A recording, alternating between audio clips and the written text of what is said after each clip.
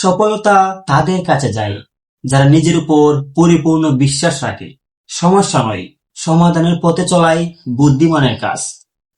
আজ যে কষ্ট সহ্য করবে, আগামীতে সেটাই তোমাকে শক্তিশালী করে তুলবে।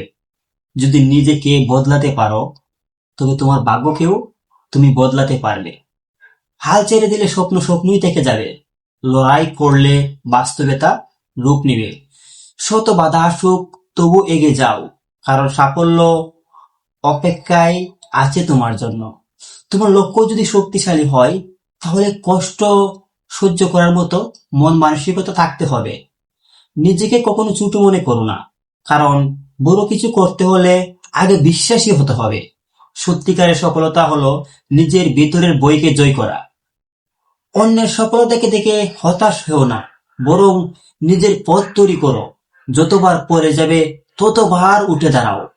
এই মন মানসিকতা গড়ে তুলতে হবে নিজের মধ্যে।